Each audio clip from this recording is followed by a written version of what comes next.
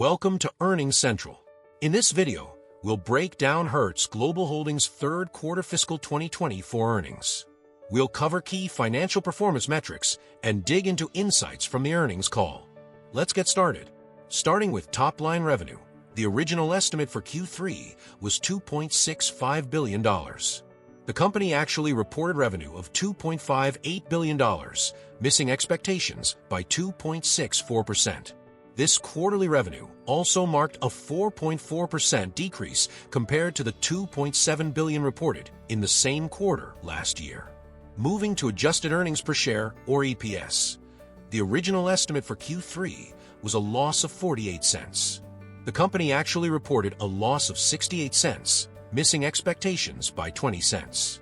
This result also reflects a $1.38 decrease in EPS compared to the 70 cents reported in the same quarter last year.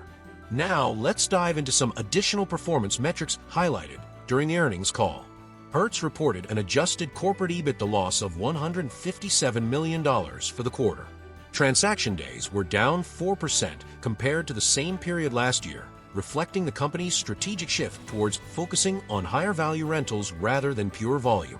One of the biggest financial headlines was a significant non-cash asset impairment charge of over $1 billion, primarily related to the decline in fleet residual values over the past year. However, there's some positive news on the cost front. The company expects its depreciation per unit DPU to drop below $300 by the end of 2025, which is actually better than their previous target of $325. This improvement is driven by both normalized market conditions and their new fleet management strategy. Operating costs are also trending in the right direction, with a 2% reduction quarter-over-quarter, showing early signs that their cost-cutting initiatives are gaining traction. On the liquidity front, Hertz maintains a solid position with $1.6 billion available, including over $500 million in unrestricted cash and more than $1.1 billion in revolving credit facility capacity. While management feels comfortable with these levels, they're planning to be active in the debt capital markets in the coming months to provide additional cushion against potential market volatility. Now, let's shift focus to some of the key insights and takeaways from the earnings call. First, Hertz has made significant progress on their fleet rotation initiative, with about 40% of their fleet now consisting of newer model year vehicles. This is crucial because newer vehicles typically require less maintenance and have lower operating costs. A major strategic shift is the company's plan to operate with a smaller, more optimized fleet. Management believes they can generate the same number of transaction days with fewer vehicles, which could lead to significant cost savings. In fact, they estimate that reducing their fleet by just 1% while maintaining the same transaction days could reduce expenses by more than $30 million annually and decrease debt by over $100 million. The company is deliberately focusing on premium pricing over volume, targeting higher-value customers who specifically choose Hertz over competitors.